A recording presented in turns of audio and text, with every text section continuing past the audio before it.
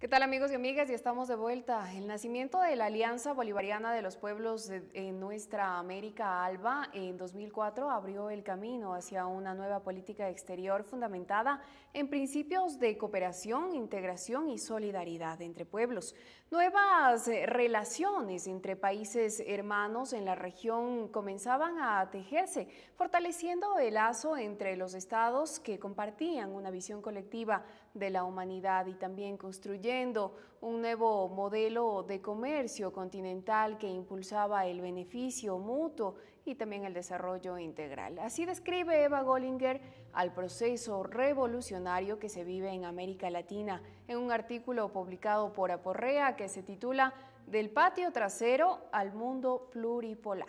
De esta forma damos la bienvenida a Eva Gollinger, abogada, escritora, también es investigadora venezolano-estadounidense. Está dedicada en la actualidad a investigar sobre la injerencia de los Estados Unidos de Norteamérica en los países americanos, en América Latina, precisamente en la República Bolivariana de Venezuela, entre otros países. Eva, bienvenida. Quisiéramos iniciar preguntándole qué debe esperar el pueblo ecuatoriano, quienes asistan esta tarde a la conferencia magistral que se va a llevar a cabo en CIESPAL, y cuyo título es ¿Qué esconden? ¿Qué hay detrás de las ONGs?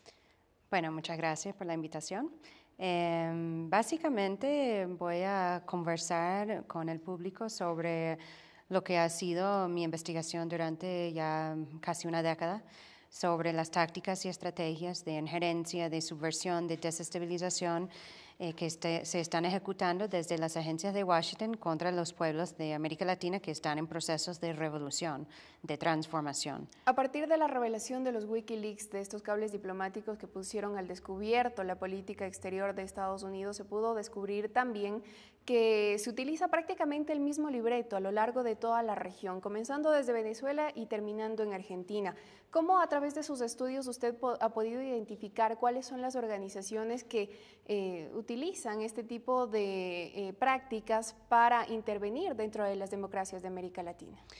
Bueno, antes de que Wikileaks nos había divulgado todos esos documentos que son de muchísima utilidad e interés, estaba realizando una investigación utilizando una ley en Estados Unidos, también soy abogada estadounidense, que la ley de acceso a la información que permite solicitar documentos internos de las agencias de Washington sobre sus actividades.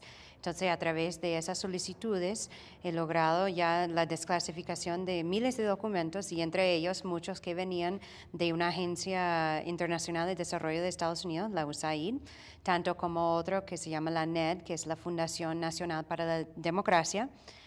Son dos agencias, bueno, la USAID del Departamento de Estado, la NED, también manejado por el Departamento de Estado, financiado por el Congreso, creado por el Congreso. Y a través de esa documentación, pues fue el inicio de descubrir quiénes financiaban a través de esas agencias. En Venezuela, en principio, luego veía que el mismo modelo se aplicaba en Bolivia, en Ecuador, en Nicaragua, ya también cosas paralelas que han sucedido en Honduras, otros países. Entonces es como una gran red, una telaraña imperial, como lo llamo, desde las agencias de Washington, luego a través de otras fundaciones como Freedom House, Instituto Republicano, Demócrata, o sea, una cantidad de ellos que luego están financiando diferentes ONGs y grupos y proyectos políticos en sectores como, bueno, el sector de los partidos políticos, el sector de organizaciones sociales, también enfocando en temas de ambiente, o sea, cubren una variedad, una diversidad de sectores de la sociedad civil, medios de comunicación, periodistas, etcétera, y ahí están inyectando fondos para luego promover su agenda, o sea, desde Estados Unidos, a través de esas entidades, para socavar la democracia en ese país. ¿En qué radica su agenda, Eva? ¿Cuál es la agenda que ellos tratan de impulsar en países cuyo modelo intenta ser diferente al capitalista, que están luchando por promover el socialismo? Bueno, mira, no es una agenda tampoco tan oculta, o sea, ya es una agenda que todos conocemos. Incluso ellos mismos no lo esconden, en el sentido de que el gobierno estadounidense siempre ha sido muy abierto en cuanto a lo que son sus objetivos. Ellos quieren promover sus intereses, ellos quieren mantener su liderazgo, lo reiteró el presidente Barack Obama en estos meses, que quiere recuperar el liderazgo de Estados Unidos en América Latina. Eso significa una especie de dominación, y más cuando hay una región que ya ha sufrido por ese liderazgo de Estados Unidos, ¿no? Siendo ya tratado como su patio trasero, que ahora está en un proceso de transformación, de integración, de independencia, de soberanía, de integración, etc. Y entonces esa agenda es justamente destruir todas esas iniciativas para mantener el control y la dominación de Estados Unidos. ¿Para qué? Para proteger lo que consideran que son sus intereses, que son sus prioridades, recursos estratégicos. O sea, esta es una región que está llena de recursos naturales, estratégicos, petróleo. Hay que recordar, Venezuela es el país con la cantidad más grande de petróleo a nivel mundial, contenido en un solo país. ¿Qué significa eso para un país como Estados Unidos, que es el principal consumidor, que no tiene ni llega a esa cantidad de recursos estratégicos? Entonces ellos quieren dominar y mantener control sobre esos recursos para que les sirva a su modelo de consumo, ¿no? Entonces esa agenda se proyecta a través de diferentes mecanismos, estas tácticas y estas estrategias, y uno de ellos es a través de lo que llaman la sociedad civil, utilizando una fachada de ONG, organizaciones no gubernamentales, para mantener, bueno, una especie de control, influencia, personas, grupos que siempre le van a favorecer a lo que son sus intereses. Justamente mencionaba de los Wikileaks, se ha dado una gran discusión, un gran debate en torno a un tema fundamental: la financiación o el financiamiento de la USAID a Fundamedios, una organización dedicada supuestamente a defender a los periodistas, que ha llevado a cabo lo que podríamos llamar un sistemático ataque contra el gobierno. ¿Cómo detrás de los medios de comunicación, de ciertos medios de comunicación privados o mercantilistas, como se les ha denominado aquí en Ecuador, existe también una campaña de desestabilización para los gobiernos de, en este caso, Ecuador, pero de la región también? Porque la misma realidad se repite en Venezuela, se repite en Bolivia, se repite en Argentina, se repite en Brasil. Sí, no, sin duda, obviamente, o sea, hoy los medios de comunicación ejercen un poder inmenso y es uno de los ejes principales de ese financiamiento para lograr también una especie de influencia, o sea, sobre la percepción de la opinión pública. Entonces, no solamente USAID, la NED, que ya nombré antes, otra agencia de Washington, estaba revisándolo hoy en sus proyectos en Ecuador, entre ellos es Fundamedios y una cantidad de otros proyectos en donde no nombran quiénes son los que reciben el financiamiento, pero son $250,000 para simplemente defender la libertad de expresión, según Estados Unidos, para capacitarlos para que puedan mejor denunciar agresiones contra la libertad de expresión. Imagínate que una organización, una agencia gubernamental de otro país está financiando a un grupo de periodistas o defensores de la supuesta libertad de expresión para luego criticar al gobierno de su propio país. Esa es una injerencia en los asuntos políticos y internos de ese país, ¿no? Y una traición a la patria. Bueno, podría esa ser es otra manera de ¿no? llamarla también. Sí, y sin duda, o sea, algo parecido que ha ocurrido en Venezuela, bueno, exactamente ese mismo escenario, pero también a través de los documentos del Departamento de Estado que he obtenido en mis investigaciones, se ha revelado un financiamiento directo a periodistas ya, o sea, escogidos por la Embajada de Estados Unidos en Caracas, en donde ellos determinan, mira, esta persona tiene tal perfil que va a llegar lejos en su profesión, tal vez va a a ocupar un cargo de editor, de moderadora de un programa, o sea, de influencia, de importancia en el país. Entonces es una persona que nosotros queremos de nuestro lado.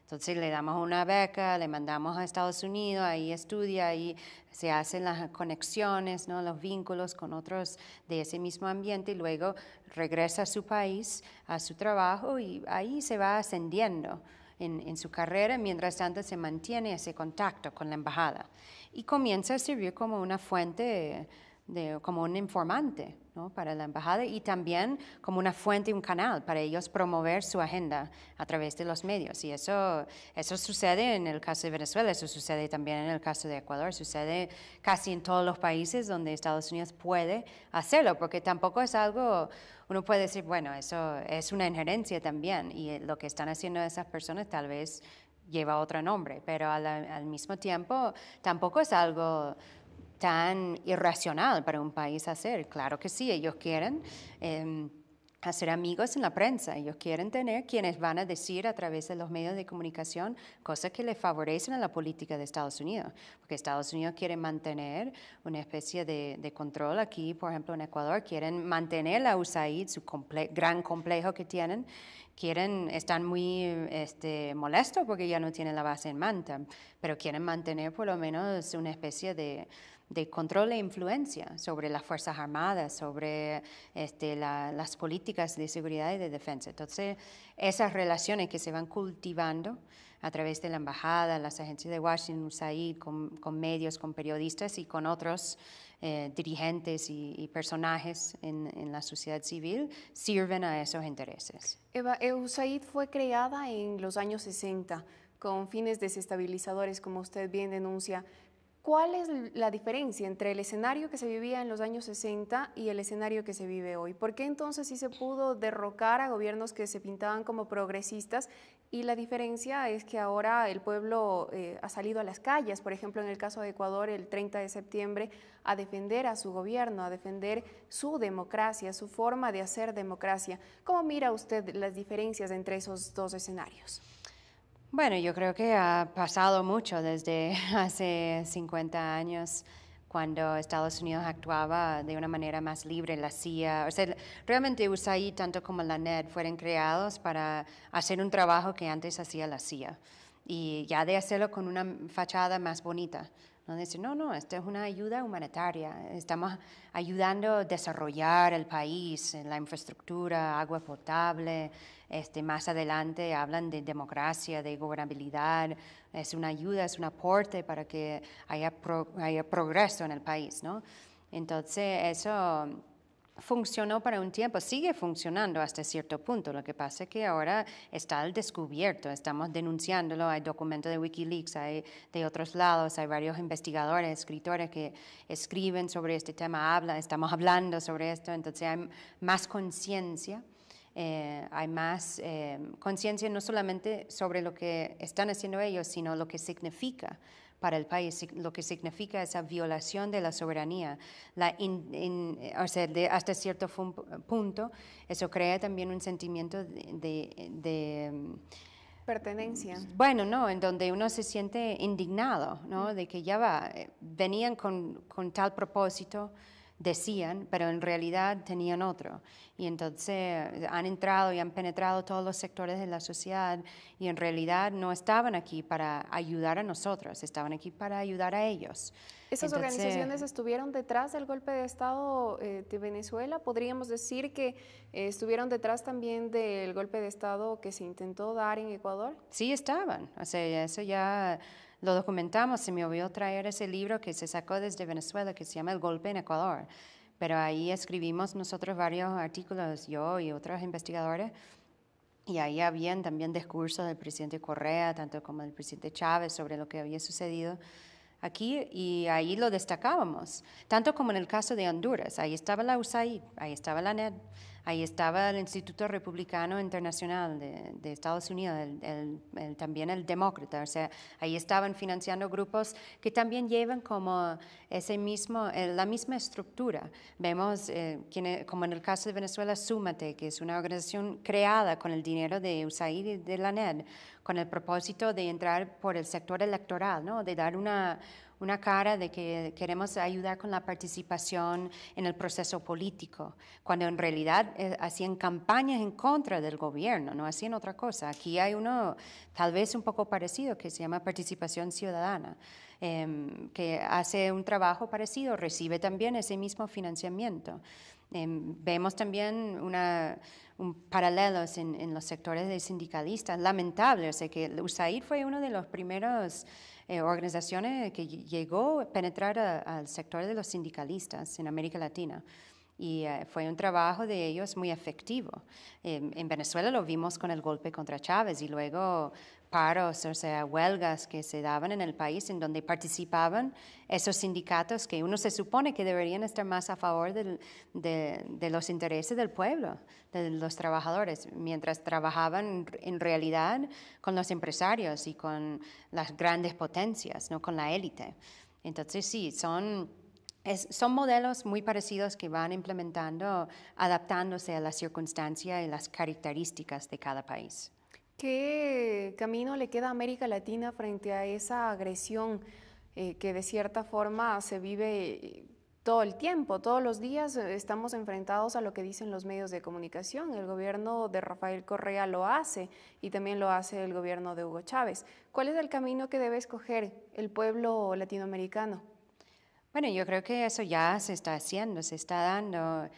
La unión, la integración ha sido la fortaleza principal que ha permitido ya resistir estas nuevas agresiones.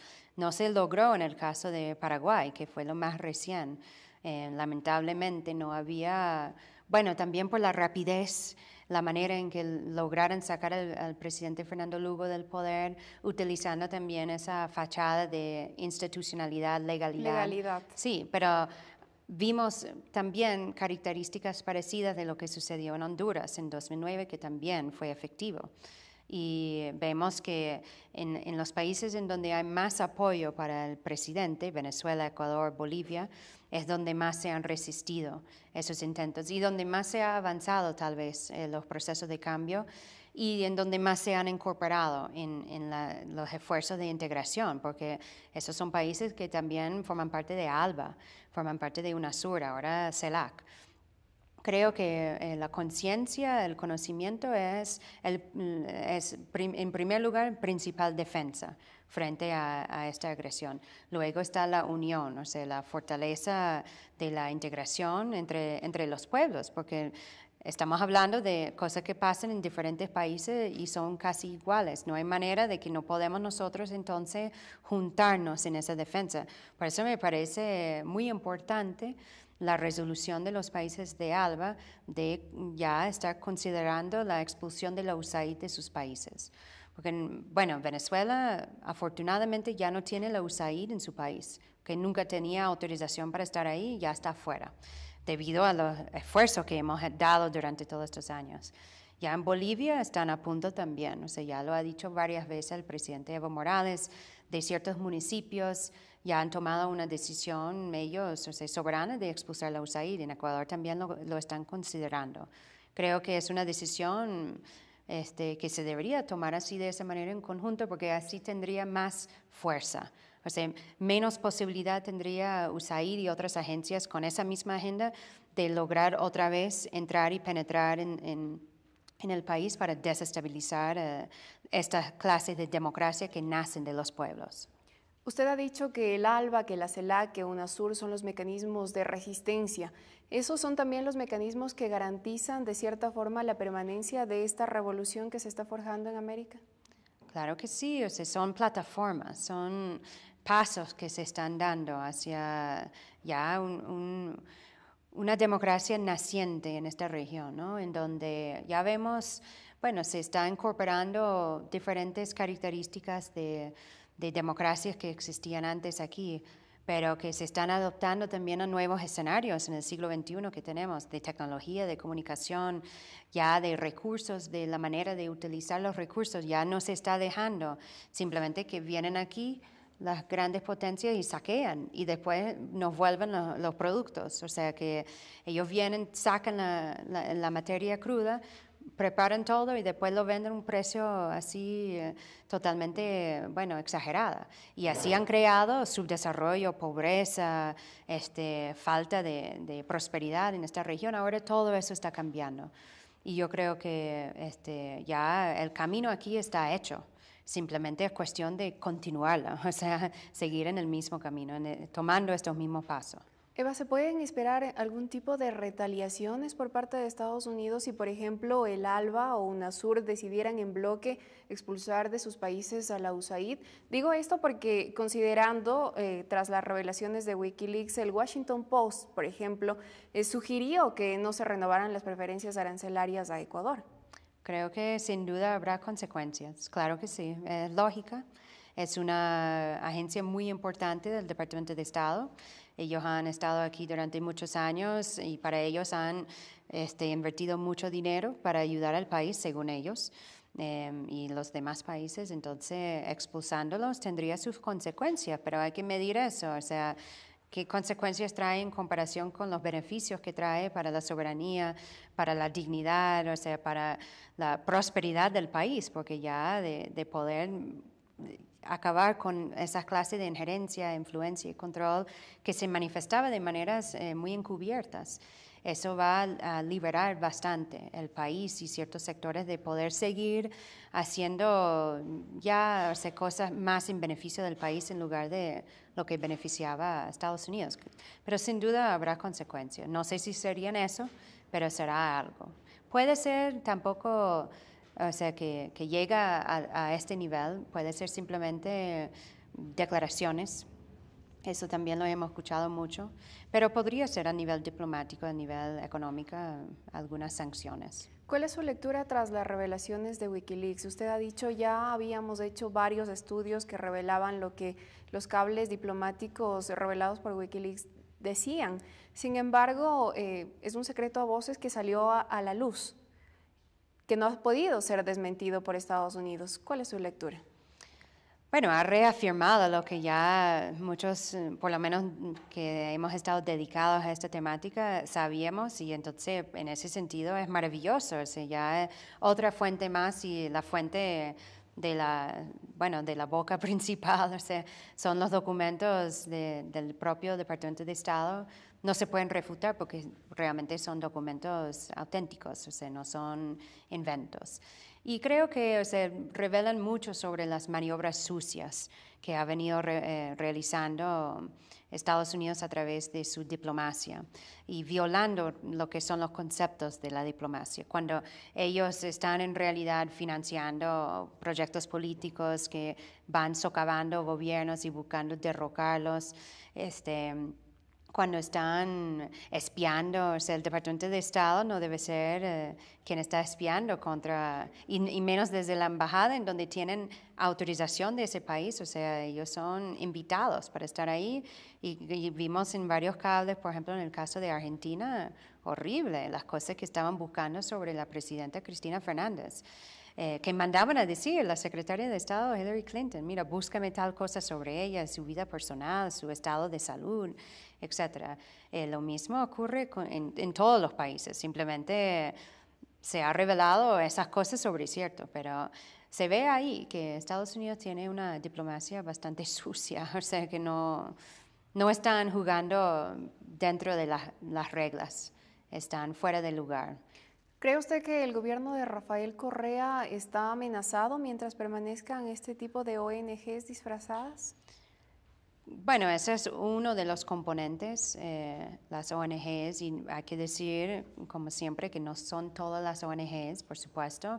De hecho, es algo muy triste para las ONGs que algunos se han dejado cooptarse, ¿no? Capturarse por estos intereses, dejarse utilizar para esto, o ellos mismos se entregan para eso, o algunos que se creen para eso. Pero creo que más allá de esta estrategia están muchas más. Cualquier gobierno, cualquier presidente que se pone así parado de dos pies a enfrentar grandes intereses, siempre va a estar en peligro, siempre va a estar bajo amenaza. Lo vemos en el caso de Chávez en Venezuela, Evo Morales, o sea, ya han habido varios intentos de asesinarlo a él también. Entonces, mientras ya más se va avanzando el proceso de cambios, más aumentan los peligros y amenazas en su contra, pero eso no significa que vamos bien. O sea, claro, hay que cuidarse, pero no hay que callarse, ni hay que dejarse intimidar, porque eso es simplemente eso es parte de este trabajo y de esta lucha, enfrentar esas amenazas y seguir por adelante. Y de esta forma llegamos a la parte final, no sin antes invitarles para que esté pendiente de la conferencia magistral que se llevará a cabo hoy en Cispal a partir de las 17 horas, donde precisamente se abordará más de cerca la injerencia de ciertas ONGs en gobiernos democráticos, sobre todo en los gobiernos progresistas de la región. Hasta la próxima.